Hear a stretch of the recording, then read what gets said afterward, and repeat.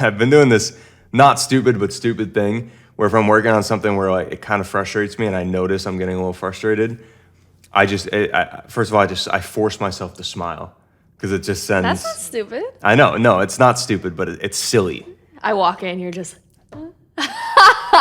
Hey, don't mind me, babe. Just working. Just triggering some smile But chemicals. It triggers a lot of good things in your brain in neurochemistry.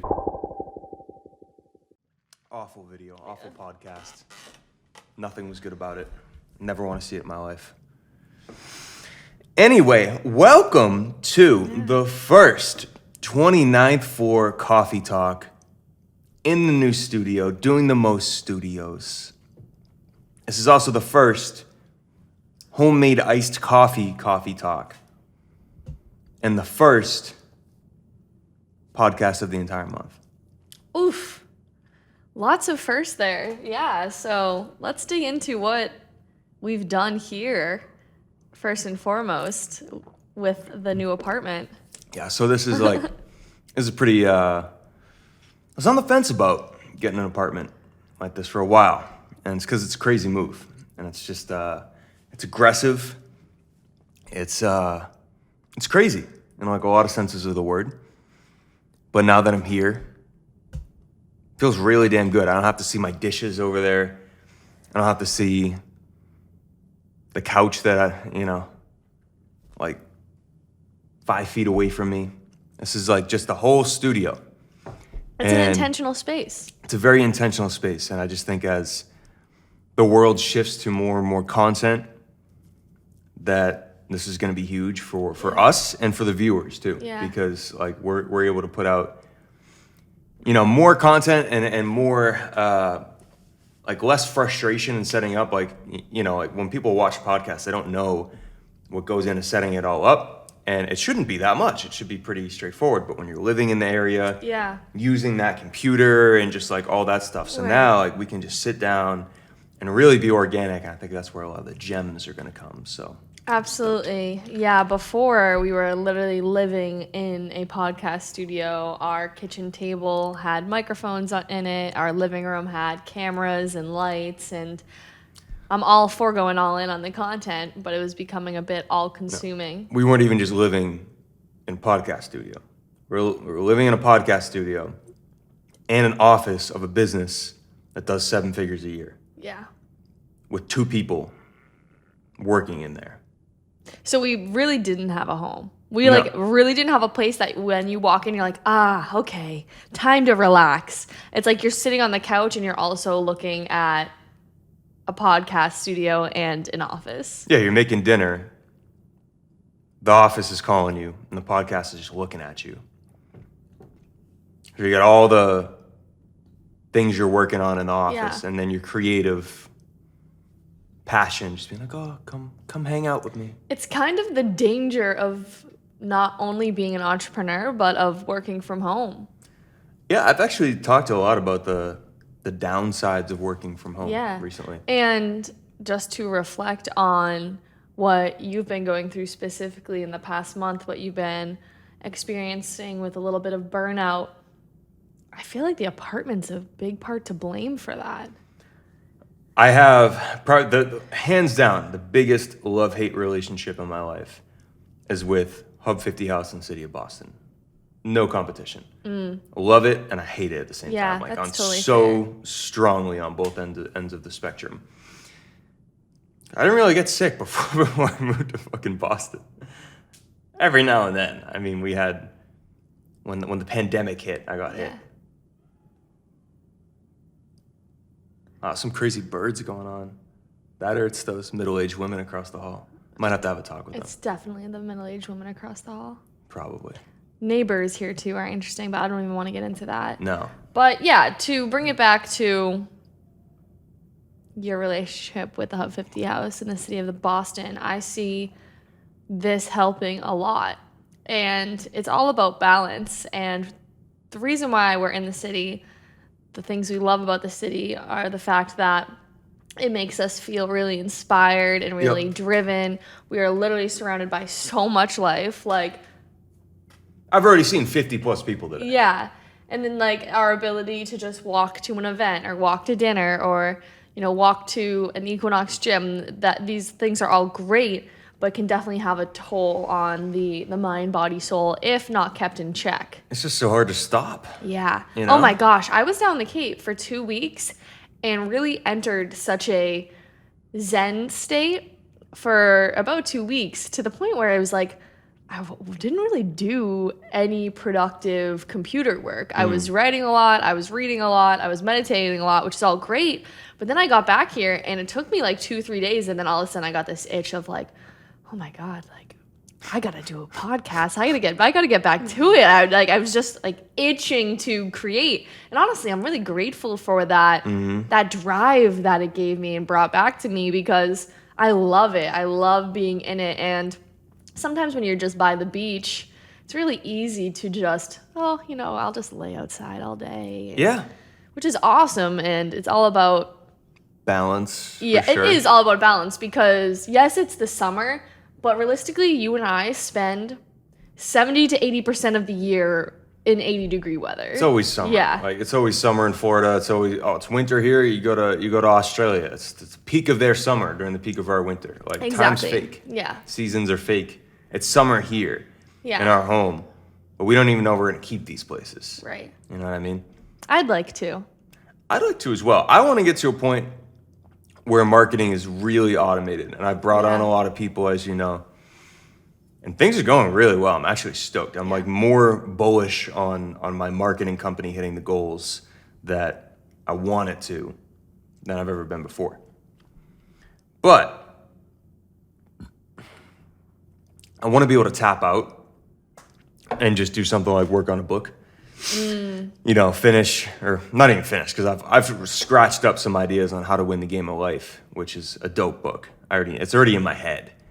It's in your head too. Or be able to shut everything down, go full education mode, full course mode, which I've done already. Yeah.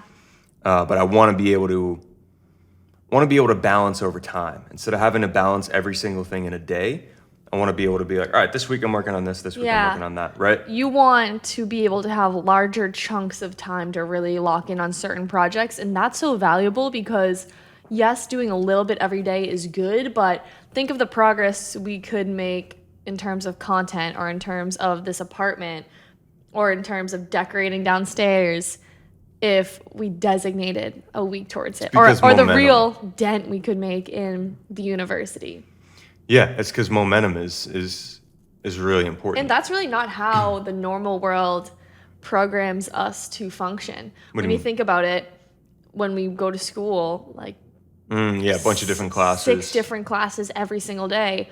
Or even if you then go the 9-to-5 route, like, yes, you have your job and you do that, but then it's like, okay, your socializations at night or your creative stuff's on the weekends. The jobs throw you in a bunch of shit too. They give you like a bunch of different roles. You're not really working on one project. Unless like there are obviously specific jobs. Yeah. But a general 9-to-5, you're working on a bunch of shit. I feel like it's hard for us to get into routines sometimes because we do move around so much and change things, which I would never want to replace. But I would love like a 1 week on, like in the thick of it with marketing and getting our finances right and building the teams, and then like a week of like content, but then also like tomfoolery where we're just, driving around and getting ideas and getting inspired. And that's where systems come into place. Yeah. They've got to happen naturally, though. It's easy to sit down and be like, this would be best, but then you wake up one day and you want to do something else, What do you mean? It's easy to be like, okay, on Sundays, I'm going to... Oh, fuck that. Yeah. It's hard. Like, I don't even know what day of the week it is most times. So, like, you got to let yourself fall into a natural pattern as well. I just like to wake up and do what I want to do. Yeah. All right, that's success. Yeah. And I think to like jam everything in and say on Sundays I do some, Mondays I do this, like on this week I'm going to work on the week I'm like supposed to be relaxing, I might be super motivated. Exactly. Might have a lot of momentum. Exactly. Let me get to that point right before burnout and then say, all right, it's time. Yeah. That's what I want though is I was down the Cape, obviously 2 weeks I've been back, and I feel like for 3 or 4 days, I was just doing a lot of like marketing, social media, emails, like counting stuff. And I was like, oh, I don't feel too good. It's like, yeah, Shannon, because you went from laying on the beach with friends and family to back in the city, not even doing what you love to do in the city the most, which is podcast, content, creative stuff. Yeah, I mean, sometimes work is, if everything was easy, everyone would be doing it. If it was easy to make $1 million a month, everyone would be popping $1 million a month. It's fucking hard. Yeah.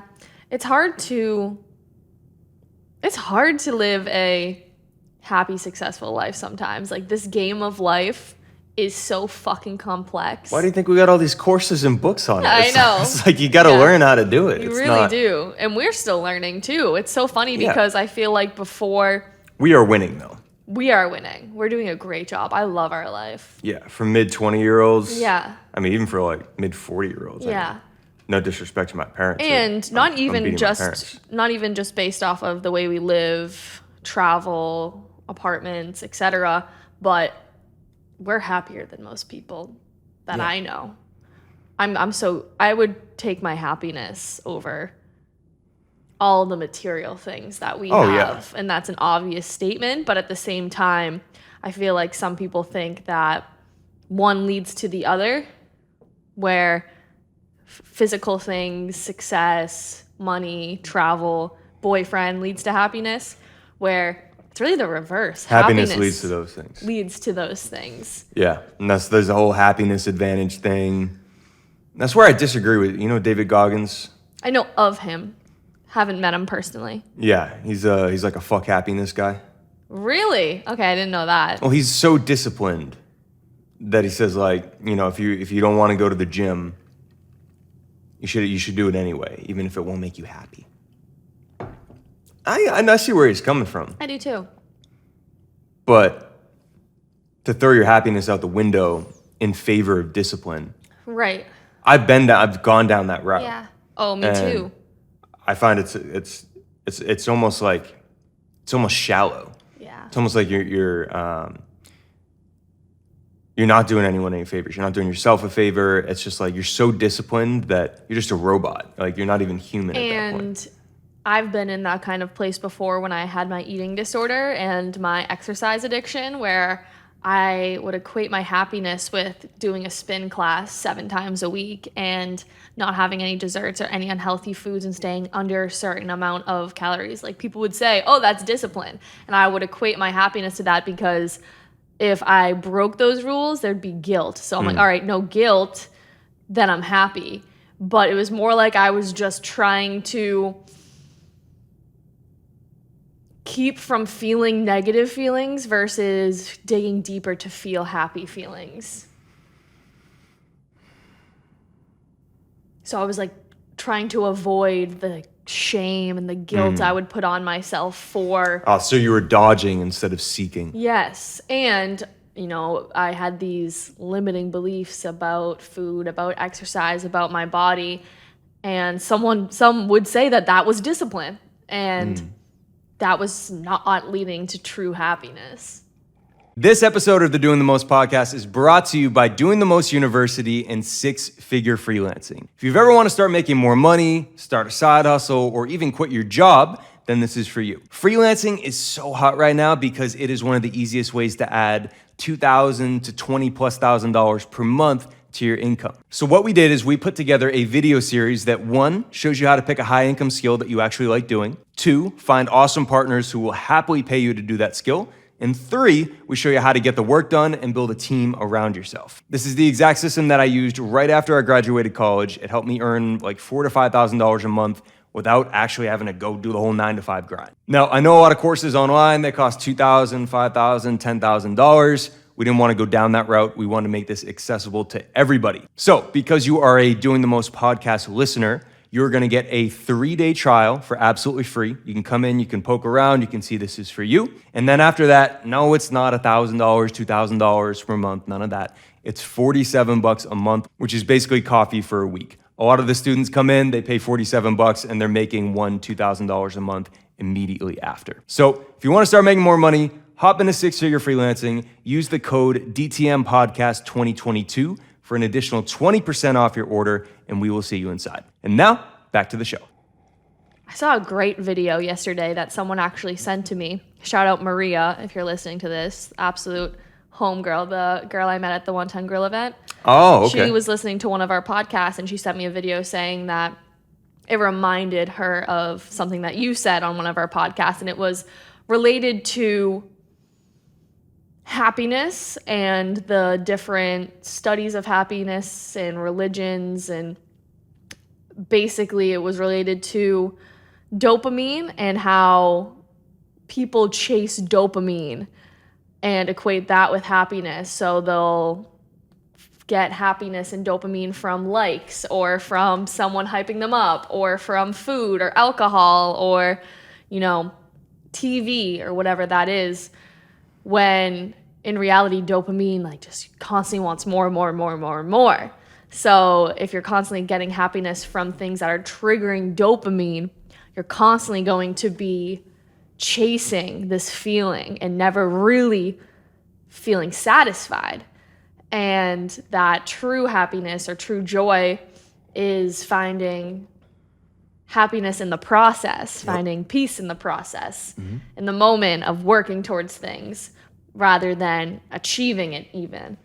And I thought that was just such a cool concept. And I thought it was really awesome to hear that someone equated that strong of a message with something that we were talking about. Yeah, that's amazing. I'm happy she related that to us, because I definitely have talked about that and the journey being everything. And if I'm player versus player, if I'm PvP on someone one-on-one, and I find my happiness from the journey, and the other person finds the happiness in the goal, or the achievement of it, I win every time. Yeah. Because they're not happy until they get it. But I'm happy just to be there. Right. And I've had a few moments of that where I've been doing this not stupid but stupid thing, where if I'm working on something where it kind of frustrates me and I notice I'm getting a little frustrated, first of all, I force myself to smile, because it just sends... That's not stupid. I know. No, it's not stupid, but it's silly. I walk in, you're just... Hey, don't mind me, babe. Just working. Just triggering some smile But chemicals. It triggers a lot of good things in your brain and neurochemistry when you do that. And then it also reminds me that, if I'm working on, whatever, let's say this marketing project, affiliate marketing. And, I'm working on something, I hit a roadblock. I'm just happy. When I smile, it reminds me to just be happy that I have this project to work on. It's going well. It's getting momentum. Or if it doesn't have any momentum, we'll now have the opportunity to get it to have momentum. And then if I don't have the opportunity to get it to momentum, then I should just drop the project. So if I can find one of those small things of I'm happy just to be able to build this, or it has momentum or whatever, then, all that frustration goes out the window. And I'm the worst when I'm frustrated. Don't talk to me when I'm frustrated. Yeah. And I make a deliberate point to avoid my business partners when I'm frustrated. And if by some chance I have to talk to them, I tell them yo, I'm in a mood. What's up though? Yeah. And that, I think, is a really powerful thing you can do. But if you can just avoid all that at all costs, then you're in business. Wow, that's a crazy chopper behind you. Imagine he just came right up to the window. Yeah, for the people listening, there's probably maybe 100, 200 feet away. Big old helicopter. If we were in that building, it'd be even closer. The city never stops, man. The city is an incredible beast. There is a legitimate life. Know when you look down at an anthill or a beehive, that's legit what we're looking at here. Yeah, pretty much, but the human form of it. And it's so crazy because we're so high up too. So that car, I woke up this morning and the sun was kind of rising, and the buildings here almost looked like a paper town. It looked like just a figurine. They literally the clock tower's that big. It's as big as my thumb. It's tiny. It's just what's real. But it's also a multiple 100-foot skyscraper that took decades to build. Probably not decades. Excessive manpower and. Yeah. Somebody literally lost their life building this State Street building. People are dying for this fucking city. Yeah. For that building. Yeah. It's just crazy to me. But that's the beauty of a city. It's like humans did this. Like, and obviously looking at like the Grand Canyon or That's beautiful. the Cliffs of Moher That's or, you know, Zion National Park's incredible. Mother Nature is absolutely the GOAT in terms of goat. infrastructure and architecture naturally. But us little ass humans did this. Like, that's pretty amazing. It was pretty cool. And like, you can look and just the history of this city is so amazing. I want to learn more about the history of this city because just to like think of our ancestors that were just like riding horses around these streets. Like Paul Revere was fucking around down there. That's pretty crazy.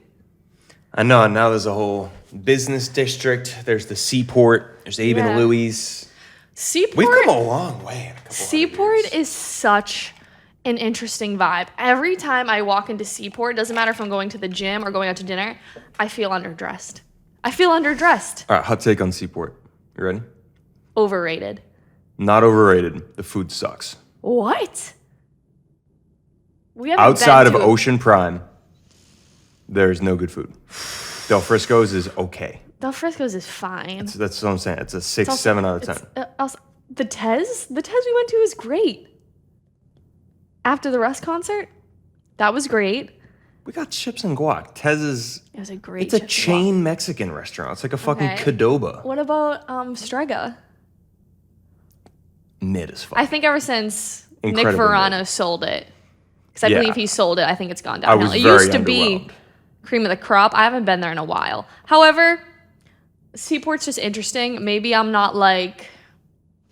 I'm sorry, not to cut in. Lolita was recommended to me as one of the best restaurants, and I left a scathing Google review, and I've recently got a couple likes. And When did you go?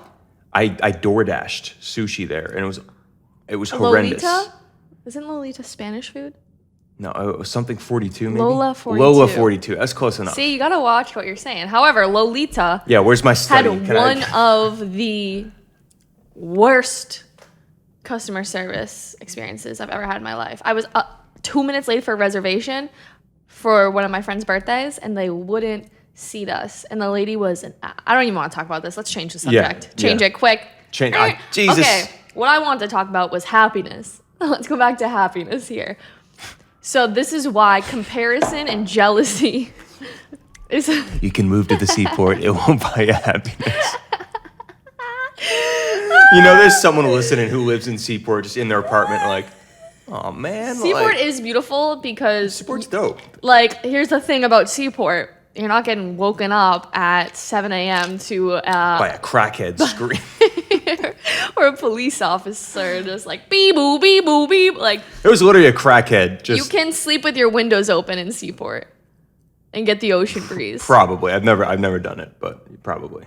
In Seaport? I feel like Obviously, there's we still haven't- sirens going on over there. Not as much. No. There's people in North End that I know that live in the North End that sleep with their windows open and get the ocean breeze when they're closer to the end of the street. Yeah, that's pretty cool. If you're in like one of the wharfs, Yeah. imagine being able to that sounds sleep great. with our windows open No, in you the city. definitely can't do that Oh my here. god, if you do that here, like you legit might get just like toxic fumes. Someone might up throw a into- needle through your window. a cigarette's just gonna fly onto your pillow. I need Dave Chappelle in here to do like a quick crackhead bit on Causeway Street Oh my because God. it's just. I think we're doing out a of great hand. job. What? I love this podcast so far because like you and I have been just in a fucking silly, goofy mood lately. Yeah, I've probably been better than I really feel like I've been better than I've ever been in my life, and Me I don't too. have like necessarily anything specific that I can say is like for it. You know what I mean? Like, I have something to say. I was about jealousy and comparison. say it. Remember? I want to bring that back. Jealousy in comparison. What do you mean? We were talking yeah, about sorry, happiness, yeah. and I was saying how Got when distracted you're by the crackheads. constantly chasing dopamine, you're constantly chasing likes, whatever the fuck you get your dopamine from. Okay. When you compare yourself to somebody else and say, oh, they have this and I don't have that, or they look like this, or they're able to travel like that, or the relationship or whatever, it's such a killer of happiness because you're constantly comparing yourself to something that most of the time is going to be unattainable. Like if you want somebody's boyfriend or somebody's face, like it's just such a sad way to be. And that is what social media is so goddamn dangerous for, because you're constantly seeing other people in their lives and the highlights of it. So you're unable to be happy with you. It's harder to be happy with what you have when you're able to see what everybody else has. Well, you need to go in with intention. You know, if you go in blindly on social media, it's very easy to get imposter syndrome, shiny object syndrome, whatever syndrome. All the syndromes. All the syndromes. Gastrointestinal syndrome. You got diarrhea after the time you're on. But, you know, you see all these things, like you see people doing cool shit, and you think you need to do all these things, and then you get jealous. But if you open up social, and there's a little, I set an intention every time I open up social, which I don't really scroll that much, but every now and then I'm like, you know what? Quick prayer before you hit the gram. A quick prayer. Pray for me, I'm going on the gram. Going in. But I go in with an intention of like, all right, like, let me see what content creators are up to. Let me get inspired, and I'll see like a Hermosi thing, or I'll see Russ post something cool. And part of me would get jealous, but jealousy is rooted in hate. You know, jealousy is rooted in like... Jealousy the devil. What's that Drake line? Like, jealousy is just love and hate at the same time? Is that what it is? I think that's what it is. But it's spot on. Because you love that it's there. You love that it exists, but you hate that that person has it. I don't hate that anybody has anything. I'm stoked for them. Yeah. Like, I don't hate on anyone's success. I feel like so many people look at what other people have or what other people are doing and feel so much sadness and jealousy towards it because it's not theirs. And that's why we have all these spam comments, haters. Like, this is why so many people feel like they have fake friends. It's like all hate towards themselves in its own sense. Like, every single negative feeling you feel about somebody else, you're sending back towards yourself. And that's why it's so important to be happy for other people when they get things, when they win, because if you're rooting for somebody, your mindset is in the perception of winning and success. And wow, like, look what she did, look what he did, look what they have. Like, there's abundance. That triggers your mind to believe that you can have it, and then therefore that's what you'll attract. Versus if you're constantly pushing it away with judgment and jealousy and hate and negativity, you're going to be constantly in this mindset of lack. Subconscious mind is powerful. It is. It's a fucker. Yeah. I think self-love is something that everyone's got to work on. I got a very interesting glimpse into, and again, it's a very small sample size, but how certain people feel about themselves. And like, you know, it's easy for me to love you and give, you know, you everything you need. Like, if you were hurt, if you needed rest, I'd make sure you had help and a bed to sleep in. If I'm hurt and I need to rest, I'm like, no, toughen the fuck up, bro. Like, let's go. And that's not an act of self-love. That's actually, it's the opposite. And I got some wild comments the other day. I don't know if you saw I made a story about it because it was hilarious to me. It was also really sad. And it was just a video about, I was just riled up one morning. I was just saying, like, stop going on your fucking phone in the morning.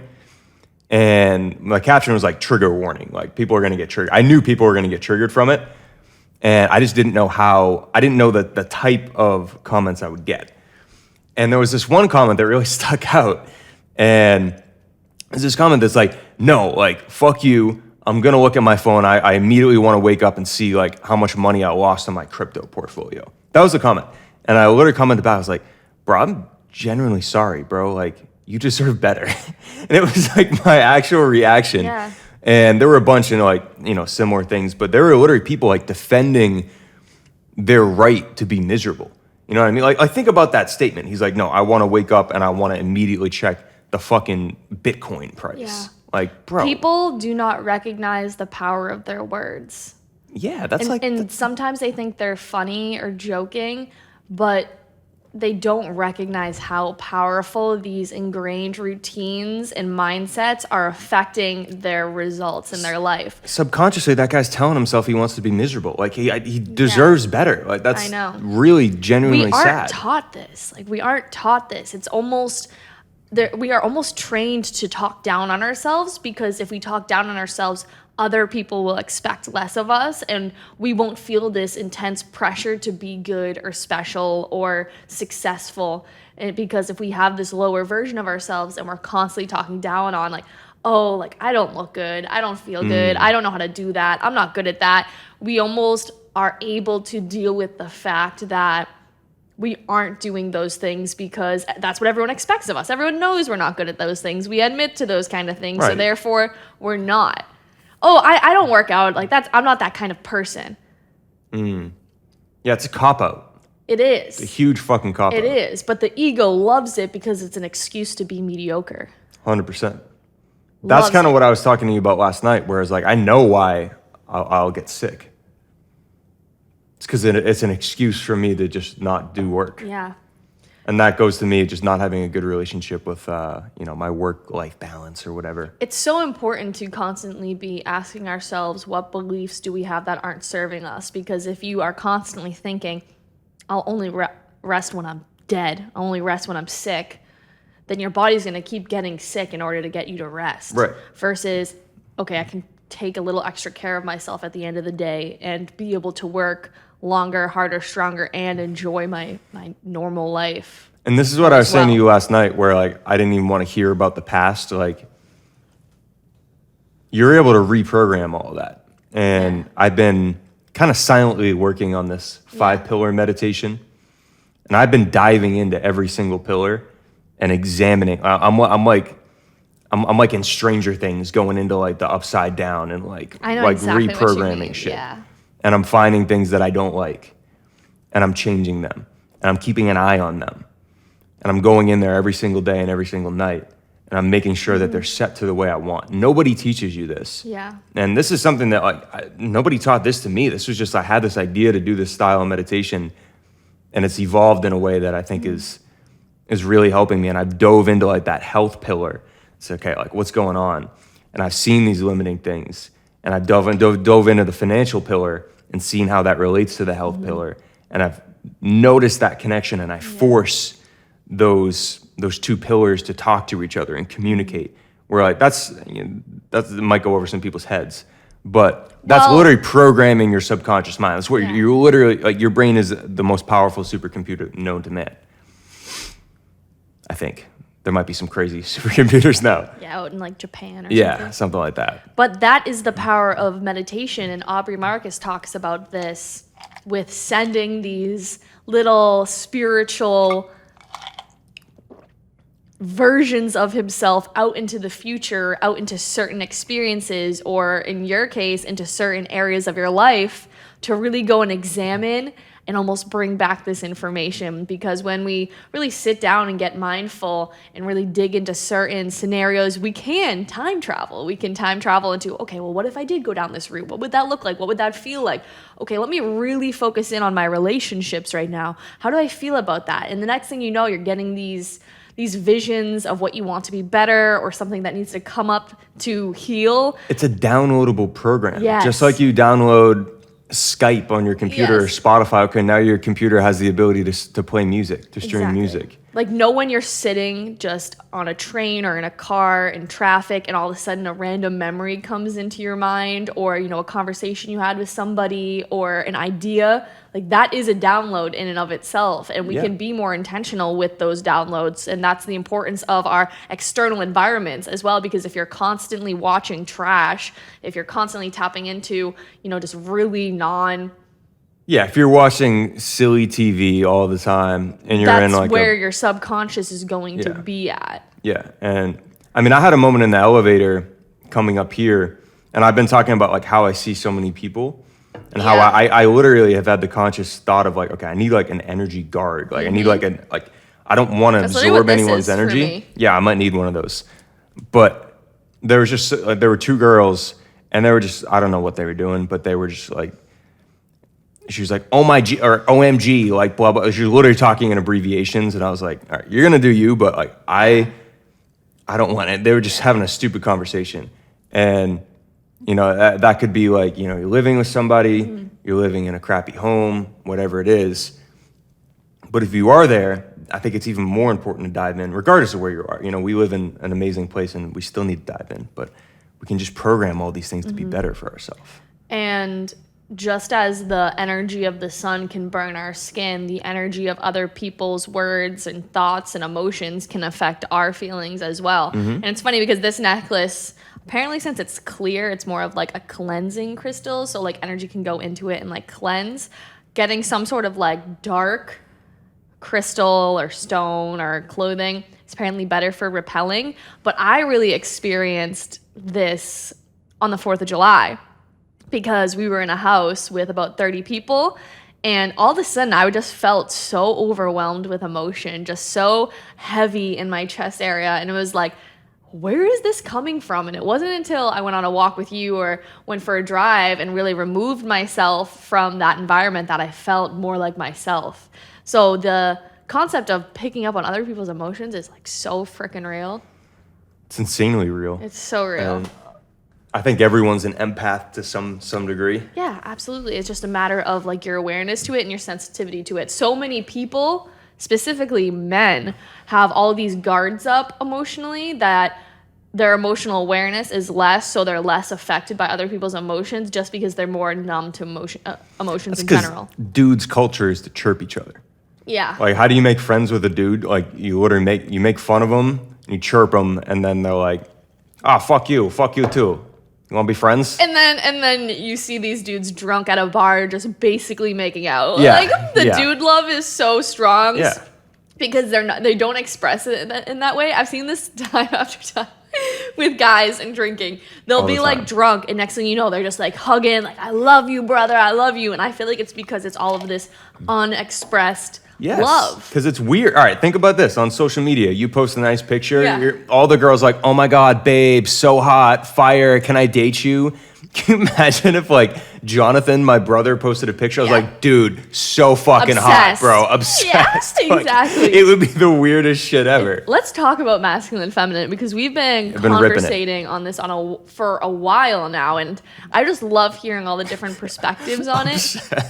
Obsessed heart eyes. Be so weird. Or even like me and Rose text each other all the time, like, love you. Like, yeah, we literally like express our love for each other all the time. Yeah. And I feel like with men, that's so not as common. And even sometimes, like, I love giving people a good hug. Like, I tried to give Rudy Wade a hug yesterday, and I did give him a hug, but he was so like, he was just kind of like... He's not a hugger. It's a teen thing, too, though. Like, my brother Daniel is so similar. Like, when they're sober, I give my brothers hugs. They're getting more open to my hugs now, but when they're drunk, it's like, I can't even get out of their hug. It's like just so all-encompassing, and they're just like so expressive because... they're way more vulnerable and tapping into, it's almost like they have to like release it more when they're drunk.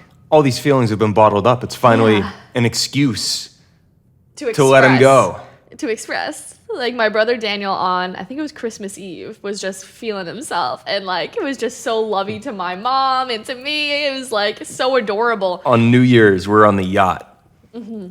And me and Billy had been talking, and we're on like every substance known to man, and not actually, but we got a nice crossfade going, to say the least. And Billy's talking like nothing too over the top, just like just talking some drunk talk. And Daniel comes up to me, your brother, and he's like, "All right, I know the last thing you need is another teenage boy hyping you up and spilling his feelings all over you." And he just goes into like all this love, and I'm just like, thanks, bro. Like, appreciate you, man. Fairweathers are so emotional too, with crazy emotions. It's just like everything is so emotional. It's like, oh, we can't just go out to dinner. It's like a thing. Yeah, you guys do the most, definitely. Definitely. Like, my family's just the complete opposite too. Like you guys just do things, and it just is. My family, it's like, oh, this pizza place, we've been coming for 18 years, and. Listen, we know the owner. I saw the chef. I was at the chef's birth. Very good friends with the father. I baptized him. Exactly. Went to school with my best friend's cousin. Exactly. We watched over him for a month. Daniel's middle name is the chef. Everything's so emotional. I love that though, because then like you're pulling the most out of life at that point, you know? It's true, and I feel like I have been able to make your life more fruitful in that sense, more dense in that sense with this is how we do Christmas. This is Disney World. This is a birthday. And you have shown me so much of the inward world. And I feel like I've shown you how to get so much out of the external world. Yeah. I think we've done really good at it's. I mean, introvert, extrovert. Yeah. You know, and I think I've gone, and you've kind of done the same. It's like you've gone way more introverted, and I've gone way more extroverted. I know I'm not the chattiest fucking person ever in social events, but I'm pretty damn good, especially when I'm vibing, when I'm drinking. If I'm sober around a bunch of drunk people, I'm doing my best. When I'm drunk with a bunch of drunk people, I'm a Just have superstar. a goddamn drink. Listen. Just drink it. Just do it. Just have the beverage. Someone's got to make the millions. Okay, someone's got to be sober, make these sober decisions. You can have a drink and feel good the next day. I have drinks all the time. I completely forget what I was saying. We were talking about You triggered me with that alcohol trip. What we have done for each other. Oh yeah. And I feel like I've gone extroverted to the point where like probably for like I'm back in business now, but like probably a year, kind of neglected that inner world a little bit because I was so focused on the external world. That can happen. Yeah, and I feel like I've restored the balance a lot. Yeah. Where my inner world's fire. Like I go inward, I'm like, I it's a fucking love nice it here. vibe in here. There's no crackheads. Like, I want this apartment to look like what my inner world feels like. We got to get some lava lamps in here. lava lamps, maybe like some big ass trees. Like, what if we give it like kind of like a little like rainforesty, not like rainforest cafe, but like a big like. We get that alligator from the front entrance. We get the monkey sounds every 30 seconds. Yes. Yes, I love it. I love it here. Yeah, I mean, looking around, it's pretty bare bones, but I really like the vibe in here. So far, it's going to be so much more. I just want to, like, me and you are going to be in a store in Hollywood Studios and be like, babe, this for the studio apartment. It's just going to be like this absurd, like. I say we just keep ripping the antique stores. Yes. Because they have some, if anyone is having issues decorating their place, like, I get it. You go to Target, you go to Home Goods. That's like. If you go to one of those stores, your apartment starts looking like those people across the hall. It looks you got so a goddamn basic. giraffe in your entryway. Like, who needs that? So basic. It looks so basic. Our apartment downstairs needs some TLC. Yeah, but I just never wanted to fill it with like the basic ass. It's easier for me to decorate a place with this kind of intention, but I feel like we already have the gray couch downstairs. We already have like the white and the brown, and like I feel like we should work with that because we already have all that stuff. Yeah, I mean, we've got a bunch of cool. You've gotten some cool stuff for downstairs. Like Part of me just wish we went like full funky in both. Like I like imagine. Nah, you don't want too much. You get funked out after a while. You're right. Like. Then I almost want just some like minimalist like interior designer to come do our downstairs for us. Yeah. Like a feng shui interior designer. Just kind of already built at this point, you know. Like we have. I like the setup. We have the basics. It needs. I don't know what it needs. Like I can do this. I can turn this into a '70s den. Yeah. But the like normal home vibe, I struggle with. I do. It's because like never had a normal home. Yeah. You know. I've just had like the college dorms. Yeah. Apartment, your home, bedroom, like like parents' house. Yeah. You didn't have any say. None. You can't really bring in a giraffe coat hanger and hang it in the lobby. What really makes the downstairs difficult right now is I already feel like we just have like random pieces. We gotta like bring it together more. It'll just take some intention. Yeah. It'll just take some intention. Right now I'm focused on this place. Me this too. Place, this is realistically where I'm going to spend the majority of time. That matters, yeah. You And know, like this is gonna be working. the place now that I think will like host people as well. Probably, yeah. depending on the night and the vibe. Yeah, it depends on the night. Know what I want to talk about? What? I want to talk about Chris Oh Stapleton. my God. All right, let it rip. So this message is for Chris Stapleton. It's for Chris. If you're not Chris Stapleton, just skip ahead. Just keep going. Chris Stapleton is not a real human being. He's not a human. I'm convinced he is some sort of extraterrestrial alien that is able to tap into the infinite. Because when I go to a Chris Stapleton concert and I'm just a little bit crossfaded, or a lot, I literally go to different dimensions. Even just off of alcohol, like no crazy drugs needed. Being in the pit of a Chris Stapleton concert transports me to a completely different dimension. I just think that's incredible. Shout out to Chris. Dive deeper into this with me.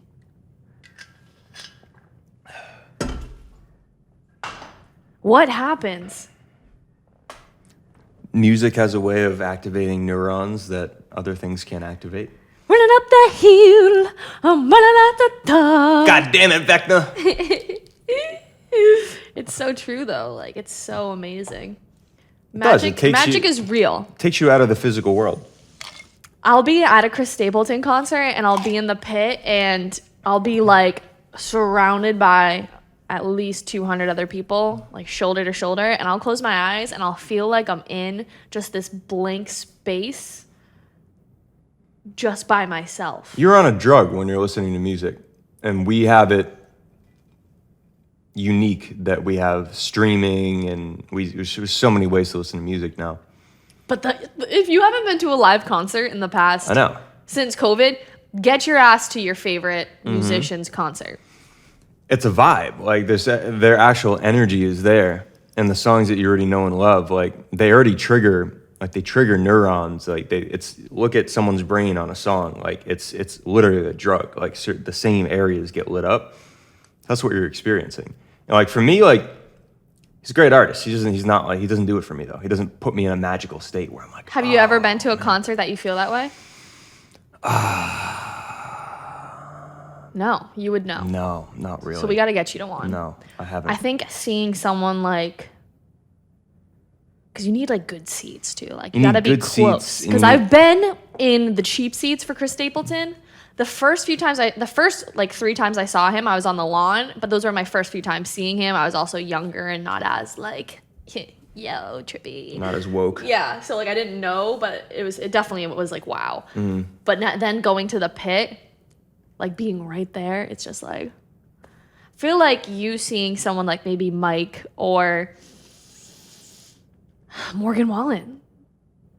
We gotta go see Morgan Wallen. We have to go. The tickets are like $1,200 for the pit, but like that man's music, it does something for you. If I hear Santa, I mean, I'll probably cry if I hear Santa. Then that is what life is about. So like that's why you buy the ticket. That's why you go. That's why like. In my sunburned Silverado. And it's at the new. Incredible. It's at Xfinity, so there's definitely pit tickets. Yeah, it was something I really like about country music is that it's all like very organic, very live. Like we went to Bieber. Put on a good show. It's kind of fake though. I was so disappointed by Justin Bieber's concert. Could have been so much cooler. So disappointed. I felt like I was watching a hologram. It didn't feel like any of his energy was actually there. I felt like he was literally just going through the motions. And like I'm a huge Bieber fan. I've seen Bieber probably 10 plus times, but ever since I've seen Chris Stapleton, I've seen these artists that are just like, even Paul McCartney, like just up there. Like you could feel Paul McCartney's energy. Yeah. You could. Justin Bieber, it was like this like big car that like flies up and like it's all like these watching like a Ken doll perform. all these inflatables and all these like it was too much. Like, bro, where's you in the music? You know who got me? If I was more lit, I really wasn't that lit at all. I would have gotten there was Russ. Russ took me concert. there. And if we had not better seats, but like We were pretty far back. yeah. I wasn't that However, lit. that pit area probably would have Trash. been That venue was garbage. that would have Like- been that would have been maybe Lil Baby-esque, like, honestly. Yeah, Just yeah. very aggressive. Too Like, crowded. you can't be in it. Like, at Chris Stapleton, you're surrounded by like a bunch of like 45-year-old people just like happy with their beers. They might get a little aggressive if you try to move past them, Yeah, but I mean, speak for yourself. I've gotten in multiple fights at Chris Stapleton it's probably because concerts. I'm just legit. You're literally swimming past people. Like the first one we went to in Florida, there was a lady who was just grilling me the entire concert. That's why I created that alliance in Washington. Yeah, you need it. I mean, That's why I like going with a squad too, Fucking because everyone alliance. knows how I get so into it. So people like protect my circumference. You just have to be so lit too, like to just not give a fuck. If you're sober, it's like too many people. It's like being sober at Disney World. It's just like Jesus Christ. Oh, you can't There's do a it. lot of screaming. There's a lot of yeah, I know why yelling. Brian Sousa doesn't like it at Disney World. Because he hasn't. He's been dead sober. Yeah, he hasn't experienced it with us. When you're a kid, it's like When you're my a kid, God. like you're always drunk What kids are tripping all the time. all the time. And then we just lose that because the world ruins it. You have responsibilities and shit. Oh yeah, and they program like the second you get into like first grade, it's over. Like you're tripping, like is straight up stripped from you. I'm convinced. Kindergarten. Oh yeah, I mean the moment you get homework, it's stripped. And then they take away recess, and it's just so fucking bad. They took away recess? Oh god, yeah, they take away recess at like 5th grade. You're like 11, and like you're just like. Oh yeah, you we basi- lost it in 6th grade for me. You literally look like a bear. You look like think a so? cartoon bear. I've been really trying that's to been converted resemble to a like human. different planets lately. Like yesterday, I was my earth tones. Today, I'm like the sun. The sun's not a planet; it's a sun. It's true. It's not a planet. But you get what I'm saying. Like today, I got catch the the sun. vibe. Yeah. Yeah, I love it. Thank you. I feel very authentic when I dress this way. Yeah, hell yeah. I love I that. really like wearing clothes that make me feel good. You know, I just like doing things that make me feel good. I feel like that's part of the secret to life is like you just gotta do things that make you feel good within reason. Just because smoking weed makes you feel good doesn't mean you smoke weed all fucking day.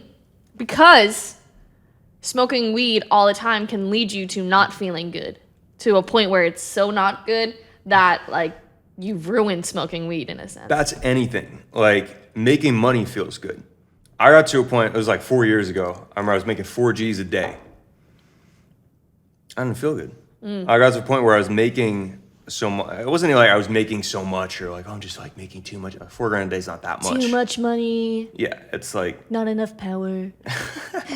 no, it just got to a point where like, The switch immediately. Sorry. Sell all of your possessions, donate it to the Trump organization. We will take all of your Doing material great goods off your things. hands. We will do huge, great things toward the world. We will make sure it's a better place. Okay? Sell us your car, man. Sell us your car. We'll buy it for cars $0. for kids. KARS. Cars For for kids. kids. All K's. This No coffee C's. has me buzzing. I can also use another one. There's more in the fridge. It's just so tasty. I love it. It's so good. And there's honestly not that much in there because the ice was so. Yeah, I know. I could honestly use a little. I can hold down the fort while you fill her back up. I'll do a little solo podcasting. So something that I want to talk about is let's talk about masculine feminine energy in my own perspective lately. So I actually messaged my friend McKenna yesterday about this, but I've been listening to a lot of podcasts that have brought up masculine feminine energy and gender roles. And as a female,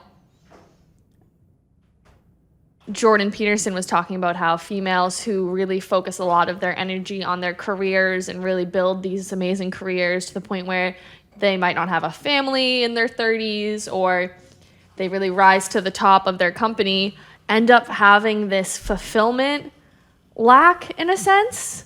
One, because that female desire to have a family is suppressed, but also two, because it's difficult for them to feel attracted to a mate because they are so powerful and men have this desire to create this amazing career because it attracts women in a sense. And this can all sound a little politically incorrect, but I don't take it that way at all. I just like to hear other people's opinions and observations and studies and think to myself, okay, well, how can I apply this to me? Yeah, I mean, we've been talking about balancing gender roles within the self. You know, it can't be all masculine. Because Miserable. if you're all masculine, then you end up like this Andrew Tate David offensive Goggins. ass motherfucker. And if I'm all feminine, then you just get a lot of emotions and maybe Andrew Tate's a character. Like, he's a little character. It's not. seems It's a show. pretty committed to his beliefs. That's what he believes. Yeah, for sure. For sure. I mean, Give me He an had a Andrew po- Tate impersonation. give me a topic to talk about. Oh. So the thing with masculine is that if I'm a dude, I want status. Now, if I'm a chick, Too English. too English. Yeah, you were doing it better in the kitchen this morning. Yeah, you know, sometimes with the pressure. Yeah. It's, you know, pressure can. I'd play them, but we don't have Wi-Fi up here. Where's the Wi-Fi? Where's the Wi-Fi? Where's the Wi-Fi? So yeah, I just find that to be a very interesting concept to evaluate for yourself, not as like your position in this world and what you should do or shouldn't do. It's like, okay, how could diving into the different concepts of masculine, feminine, and my role in this life, because we Yep. have multiple different lives where we were men in the past, women in the past, at least that's what I believe. I was put on this earth, this round, to be a female. How can I dive deeper into that, into my purpose, into what makes me feel good, into meaning, into how I can serve others? So can I give you my take on this? Yeah, of course. Because, of course I can. We're doing a podcast. Of course you can, master. Of course you can, my master masculine energy. So I've been King. thinking about masculine's it's pretty simple. Yeah. Dudes are pretty simple. Like for masculine, You look it's- so cute. oh, thanks. It's like become powerful, get money, Attract women. attract women. Like that's like, go out, kill the boar, bring it back to your family. It's how masculine energy is wired in us. Pretty simple. Now, obviously, excuse me, we live in a modern world, Yeah. and it's not okay for me to be all masculine. Just like it's not okay for you to be all feminine. Maybe not okay. Yeah, I was gonna say define okay. Yeah. Oh, it's not. The most you don't get a productive way to full- live. You don't get a full experience on Yeah. life if you're all masculine or all Yeah. feminine. Feminine energy is a lot more complicated. Just like females are more complicated. Yeah, we are. Females have more emotions, and I'm going to be politically incorrect. That's okay. You guys can yell at me. I think that's just a fact. Females have more emotions. They're like, if a dude does something to upset me, I'm like, bro, I can call you out. I can be so aggressive toward you. Might get a little aggressive in 20 seconds. It's done. Yeah. If I come at you with the insanely hot, aggressive energy, like, it's not going to be done in 20 seconds because I've offended you. That's okay. It's just like, and this is what I talk about, reskinning And this concepts. is the fact that women, I wouldn't even say we have more emotions. We feel things Feel deeper. things differently. And that is a good thing and a bad thing. Like, good thing, bad thing, who knows? There's no such thing. So to get offended, if you're getting offended by Daniel saying that females have more emotions, that's not Daniel offending you. That's something within you and your perception and your wiring and your programming that is telling you to be offended. There's something within you that is hurting that someone else's words is allowing you to hurt yourself. Yeah. You could say, do whatever. It's my beliefs that trigger the pain. And that is 100%. such an empowering idea to me, because I had an issue with my dad the other day where he wanted me to stay at the house and I wanted to come back to the apartment to work, and I could tell he really wanted me to stay. And I felt guilty. And I was talking to Rose about this. I was like, yeah, I just felt really guilty. And what he was saying was making me feel really guilty. And she was like, well, it's not his words that are making you feel guilty. It's you allowing yourself to feel that guilt. There's pain in there that for some reason, what you're doing is making you feel like you might not be lovable. You might not be enough. You might not be a good enough daughter or whatever that is. And she says, what you need to tell yourself is that, and you also said this to me, is you're doing your best. Like, you are doing what you want to do for yourself, and there's self-love in that. And just that entire perception of not allowing other people's words to trigger you and recognize that it's you triggering yourself is where we need to heal. Because if other people's words have that much power over how you feel, that's not a them problem, that's a you problem. And I know that was a little off tangent on the masculine feminine conversation, but I just think it's so empowering to recognize that. That's something that I'll dare to say that women are better at recognizing than men, because men, our culture, it's weird to shine on. Like if you get chirped and you just get a brutal chirp, like a Mr. Fairweather chirp, and you feel bad about it, like the dude's gonna tell you, he's just gonna look you straight in the face and say, stop being a fucking pussy, bro. Like, man up. Right. When in reality, you should go inward and say, all right, why did that offend me so much? Exactly. And there is that sense of the masculine of being strong enough in your own identity that, okay, don't be a pussy, could also be translated into, yo, like, be so proud of who you are and so strong of who you are that a chirp can't offend you so hardly. But again, as a female and with the more emotional intelligence that females have, we have that insight a little bit more to say, okay, look within. And that's why I think, that's what I think the feminine role really should embody, the emotional awareness and the emotional awareness we can bring to an environment, to a conversation, to a relationship, and have that be, you know, translated through in traditional sense, through meals, through a clean environment, through, you know, the decorations in the home and the family. That's all very energy related. That's kind of something I want to get back to, is that we were talking about masculine and feminine energy.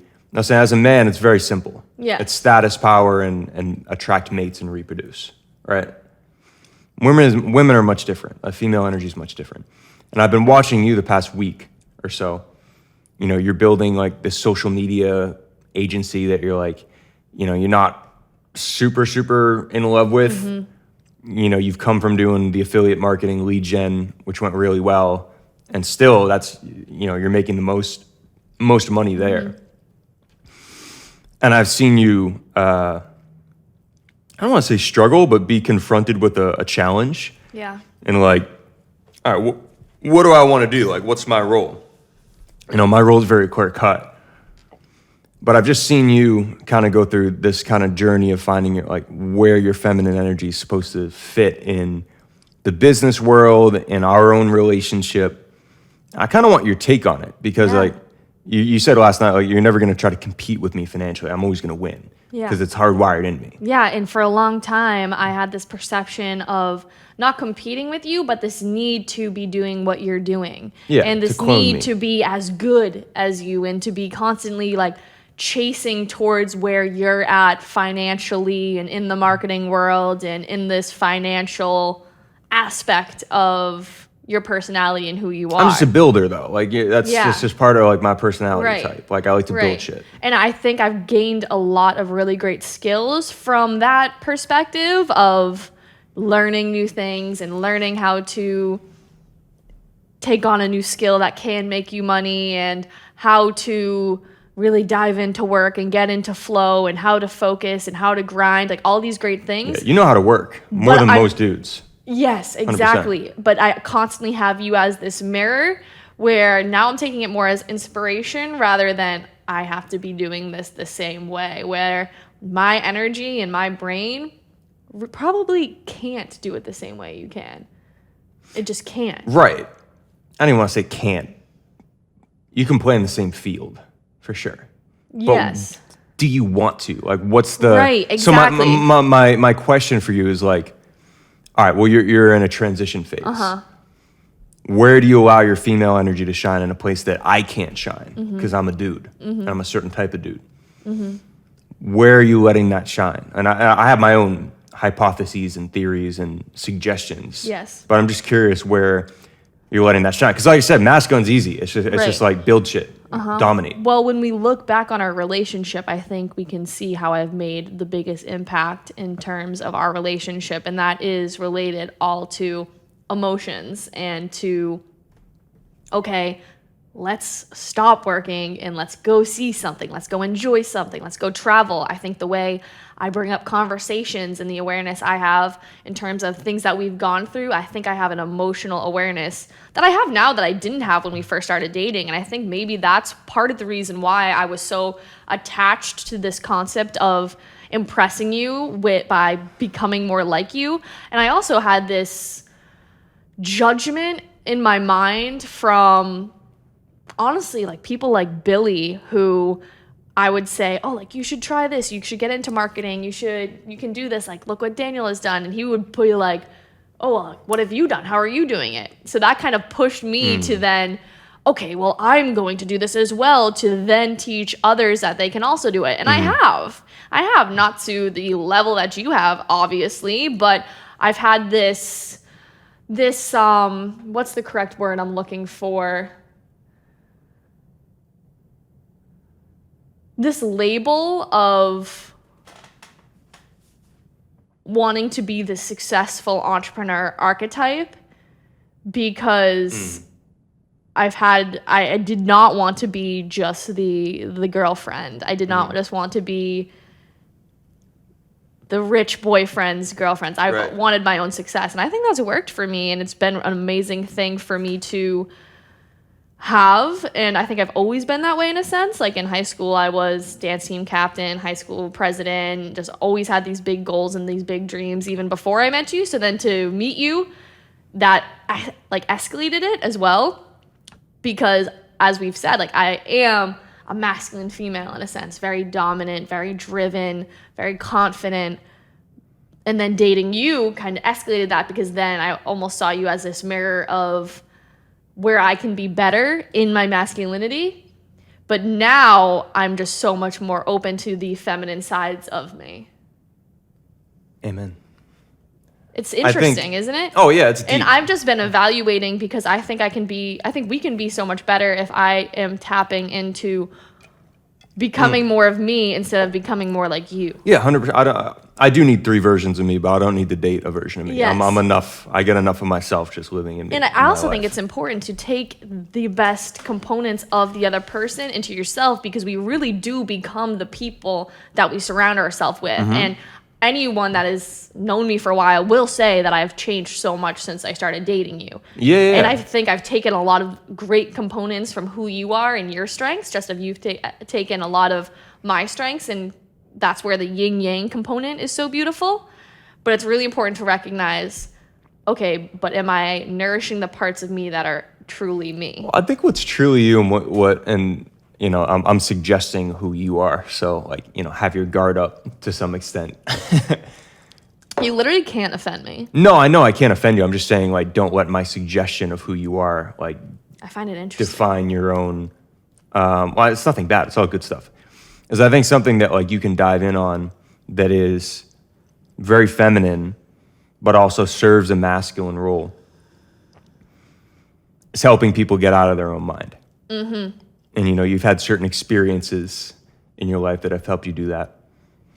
And I think something you've helped me with, I think part of my success is because, yes, I'm good at training my own mind and all that, but I've also taught you how to train your mind. And you've dove in areas that I wouldn't, because we have different energies.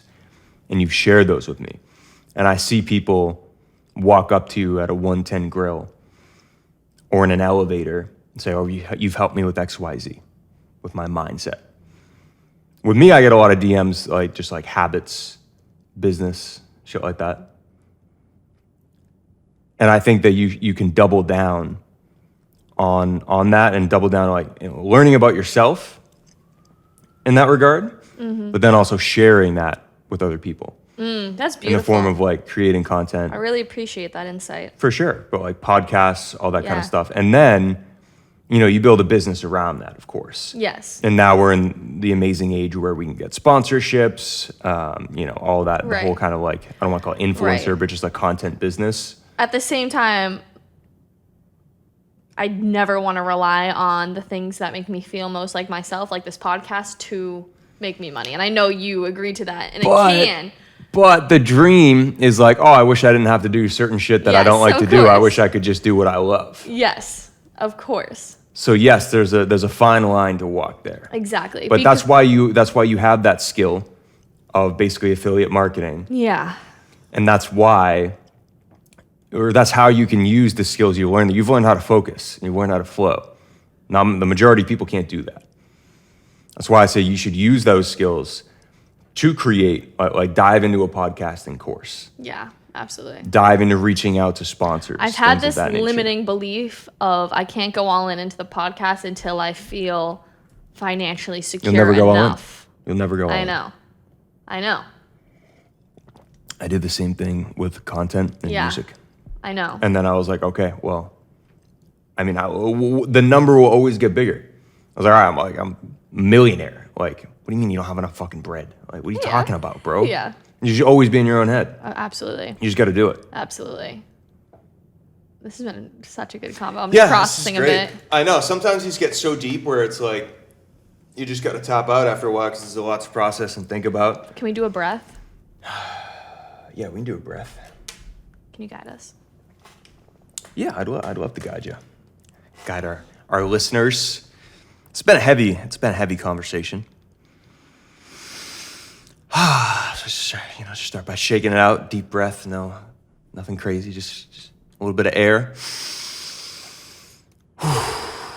Shake it off. Now I'll take a nice breath with intention. Low, slow, and through the nose. So through the belly, through the nose. Hold it at the top and let it go.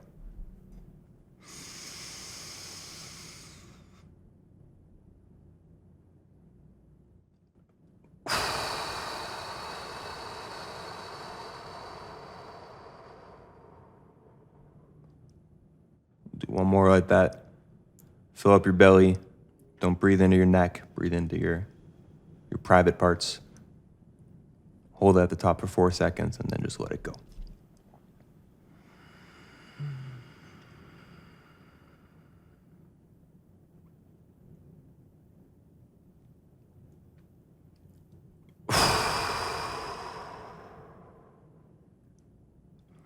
I want to give a note on breathing to people. When I say don't breathe in through your neck and your chest and to breathe in through your private parts, you will breathe into your chest. The point is to start it. You want to start your breath low and allow it to fill up. A lot of us actually don't know how to breathe. When we say take a deep breath, they breathe in through their chest. It actually does the opposite. It makes you hyperventilate on a small level. Whereas if you do this properly, the world should feel slower. You're literally taking beta waves. Your brain's very beta when you're active. When you take a deep breath like this, you're activating more alpha waves. So if you do this and you feel more anxious, you're probably breathing through your chest. A lot of us generally don't know how to breathe. I've been lucky enough to learn how to breathe at a young age.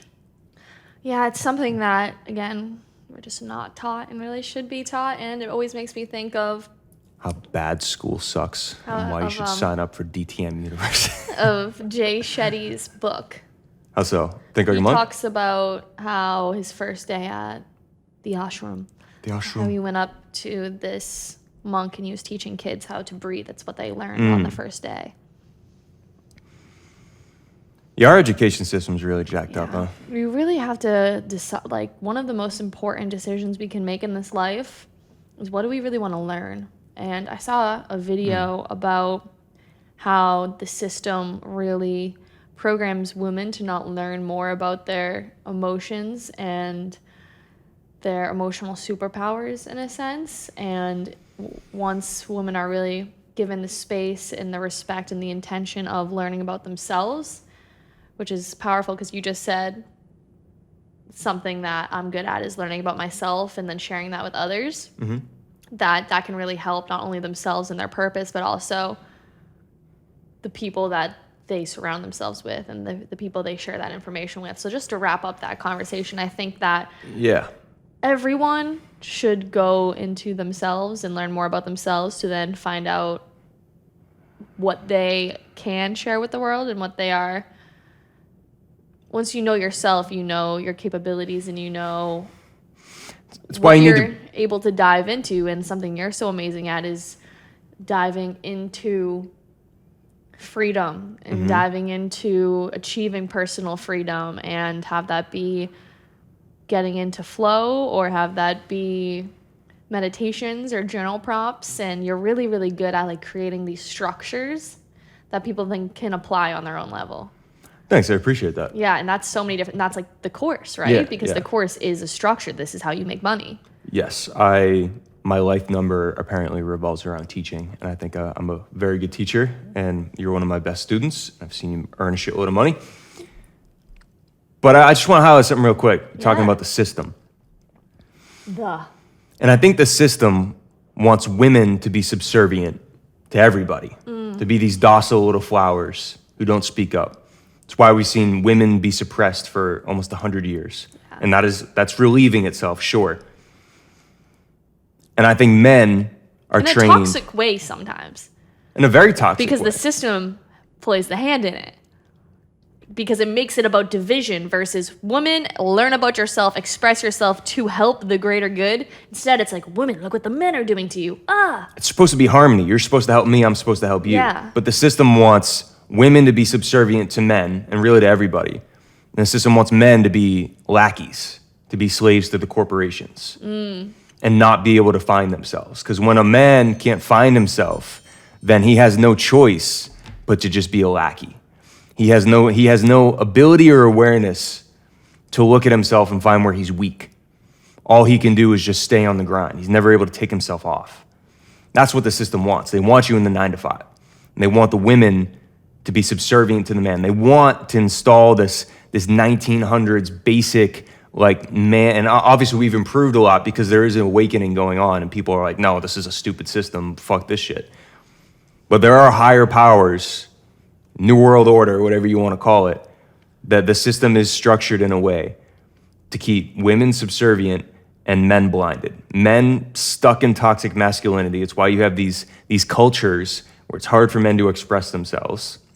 And that's why you have women who are fighting for their rights, because the system is not set up to give them all their rights. We have different advantages, and we're supposed to be cogs in a system by the owners of the system. They want us to play in a certain role. That's my 2 cents. So something I want to ask you is, we have this system that wants us consistently chasing after something, right? You have women chasing the attraction of men through looks and fake eyelashes, makeup. Look at how the cosmetic industry's boomed for women. Yes. Trying to get you to be subservient to men. To be prettier, to be skinnier. Don't focus on money. Just take care of your body. Yes. And just attract a mate. So women are chasing the attraction of men through looks, and men are chasing the attraction of women through status. But then we also have this division that's constantly being pushed upon us through right wing, left wing, black and white, men and female, male and female. So you have them constantly pushing us towards chasing different things, but then also dividing us. And it just feels like such a distraction. Well, when you look at war, I like history, believe it or not. I actually really liked history in school. It was one of the few things I enjoyed learning because it wasn't theoretical. Math is theoretical. English, I liked writing because it was just creative, but a lot of like what you're learning, it's theoretical. Who cares if it's the or the? Or who cares about my grammar? No one cares. No one cares. History happened. Literally happened. Apparently it happened. But when you look at generals, army generals, and how war went down, what was one of the great strategies? Divide and conquer. When you divide a nation... Say it again. Divide and conquer. Think about it. If there's a nation of, let's just dumb it down, 100 people. 100 people in a mass, and let's say you got 20 people, you got 20 soldiers. They're hard to take out. You got 5 times more people. You divide them into 20 groups. Now there's 20 groups of 5 people. You send in all the 20 of your soldiers, they dominate those 5 people. And you divide and you conquer 20 groups of 5 people. You can't take them in the group of 100. Your 20 soldiers are going to get annihilated. Yeah. They just can't win. So I don't know why we're trying to be divided and conquered. But somebody somewhere wants us divided. You don't think you know who it is?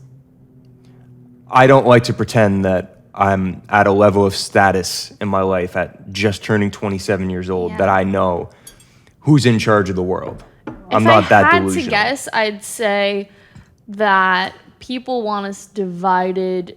It's all money and power, so it's definitely related to selling us things. It's all power. When you're divided, you're weak. When you're Yeah. weak, I can sell you something. Yeah, and also if we recognize our own power of we don't need anything outside of ourselves, a lot of people make a lot of less money and have a lot of less power.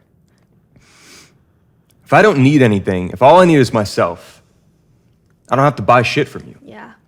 If I have insecurities about my skin, my hairline, my clothes, my shoes, whatever, I'm ready to consume because I'm weak. And I don't have somebody, if I've been divided, I don't have 20 people to say like, bro, you don't need that shit. Like, we love you. What are you talking about? Like, dude, just be yourself. Like be at peace. Like, you know when I don't like you, bro? It's like when you're all anxious and shit because you think you need new clothes. Yeah. That's when I don't like you. Get the fuck away from me then. Yeah. But if I'm just soloed out and I'm divided, I can be conquered by ads. I can be conquered by influencers. And just walking around. Like, I think I need something. There's some emptiness, some void I need to fill. And that's why it's so important to pay attention to where you're constantly seeking. What part of your life are you constantly unsatisfied in? Are you the kind of person that is constantly purchasing new workout plans or constantly switching into new friend groups or new relationships or constantly moving and finding and searching? And there's definitely beauty in testing out the waters and what you do like and don't like, but it's really important to be like, okay, where am I just constantly unsatisfied?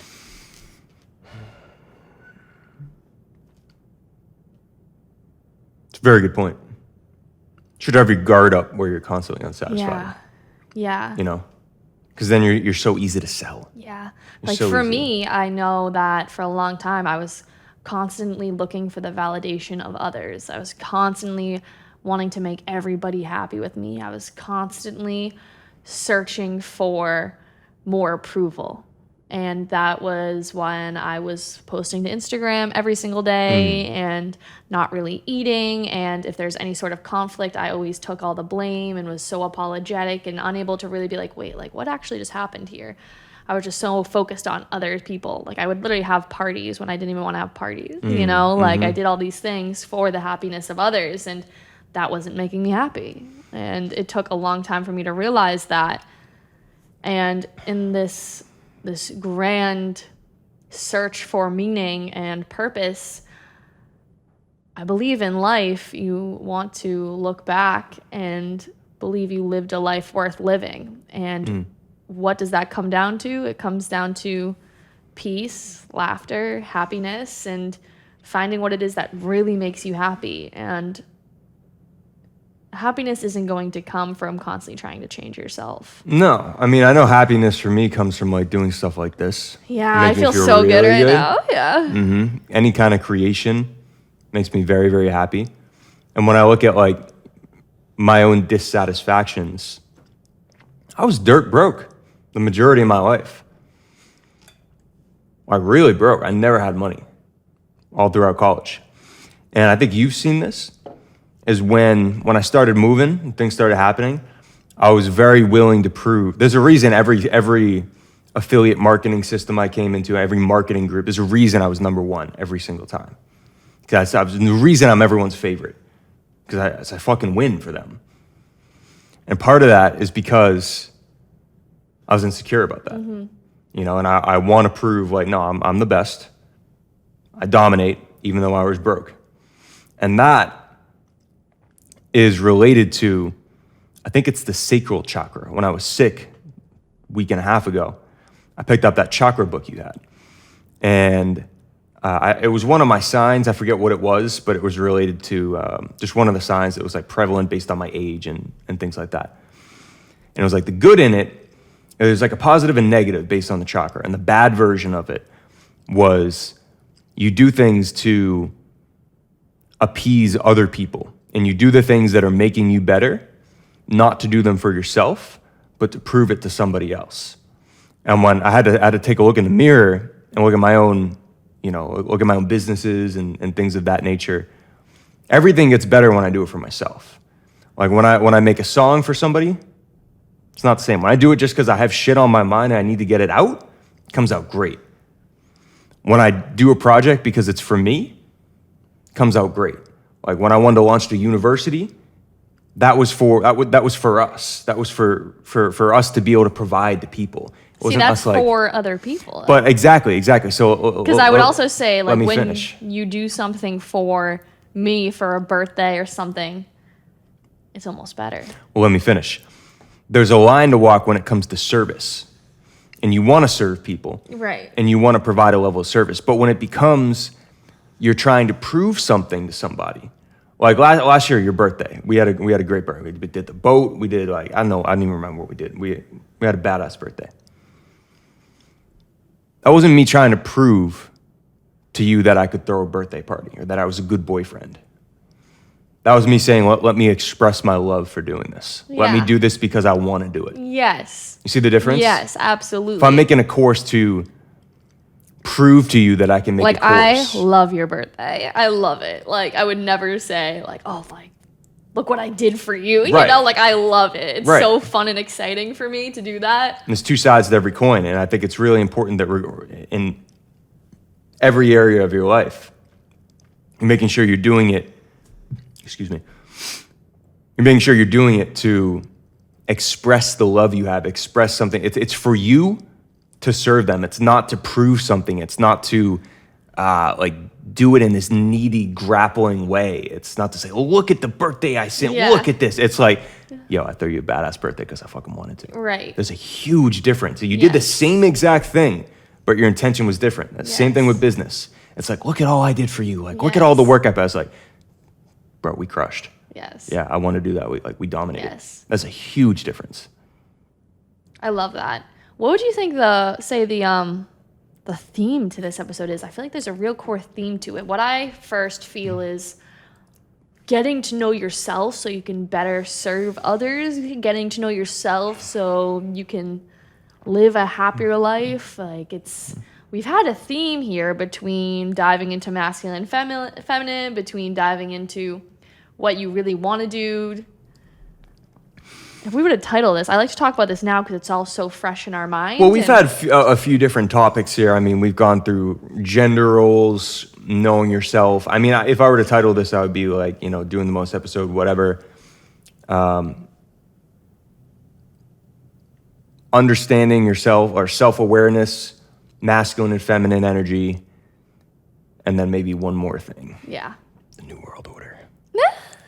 This has been a fantastic episode. The system is coming for you. It's been really fun to be in our new apartment and just talk things out. This felt like a next level podcast already. I was just going to say this is probably the best podcast I've done with you, and I really genuinely feel a lot of it is because, like, my sleeping energy is not here. My work energy is not here, even though the office will be here. But my home energy is not here. I'm here to do this. Yeah. I'm not thinking about doing anything else. So that feels really good. It feels really good, and I just want to say that I have so much love and appreciation for you for making this second apartment happen and Sure.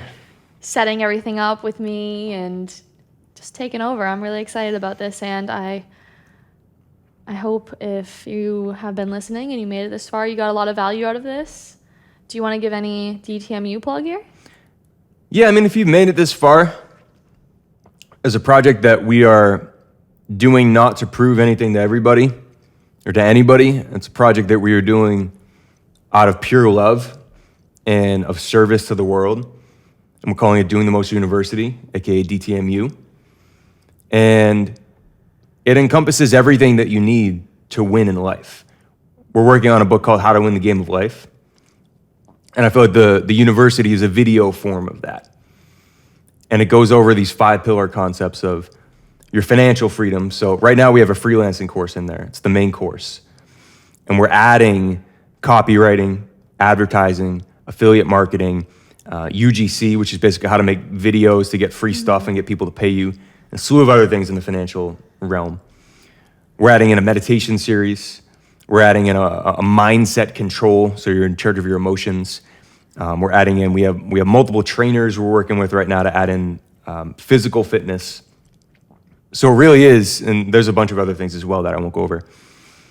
It really is something that when you gain access to it, I feel like your life gets better in every single way. Because it's taken me years to learn. Sure, I learned financial freedom early on, but physical health didn't come until later. Yeah. You know, and really one of the first things I learned was mindset control, and I think that helped with my finances. And you know, you can buy a course, and you can pay like I'm watching a course right now that cost me $7,000 on running YouTube ads.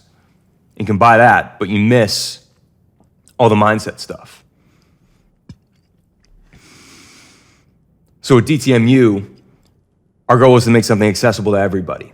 First and foremost, if you really want to be an absolute scumbag, you could literally just keep signing up with a bunch of different emails and take advantage of the 3-day free trial. Eventually, I'd notice and I'd kick you out. But you can get access to everything for 3 days. After that, it's $47 a month. That's coffee for like a week. It's nothing. It's basically free. Mm-hmm. In the freelancing course, I mean, I just had somebody message me and said he's already 20x'd on his $47 in the first month. So if you're interested, there'll be a link in the bio somewhere. And if you've made it this far and you've listened to me ramble about this passion project, I love it. The link will be in the podcast notes below. Yeah, or YouTube, wherever you're watching it. Or use our personal Instagram pages. Yeah, you'll find it. You can use the code DTM 2022, and you can get it for $20 off. Say that one more time.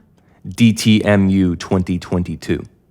If you have any issues with the coupon or any issues at all, just message us. We'll make sure you're in. Yeah. I highly recommend you join, because then you also get access to us. I literally check my DTMU inbox more than I do my Instagram DM. So if you're trying to get in touch with me, I'll 100% get back to you. Yeah, if you literally have questions about anything. Yeah, I'll be there. I mean, I've walked many people through all their problems so far there. So it's literally the best bang for your buck. Like it's better than a consulting. I mean, a consulting call might be a little more. I'm not doing a consulting call for $50. It's a great university to be a part of. You should 1,000,000% join. You'd have access to us, all of our courses, information, and it's ever growing and it means everything to us. So if you want to check it out, we highly recommend it. This coupon code is only for people that have made it this far in the podcast, and we really fucking love you guys. Yeah, I love you. Thanks for cutting me off, because I could literally ramble about this for 20 minutes. Just because it's not a script. It's actually how I feel. So exactly. I appreciate everybody listening. If you made it this far, you're a fucking real one. You're a fucking G. And you actually care about yourself and your life and adding better voices into your circle. So God bless you. God bless you, because think about this. After this probably 2 hours, you're a better person. No doubt. You have more awareness than the majority of people, because you watched this today. And you're going to be able to go throughout this day, or maybe if you're listening at night, tomorrow, the whole different perspective than you had before. So congratulations to you. I appreciate you. I literally love you. And I will see you on the next one, or just DM us and say what's up. I love to hear from people. So shout out to you.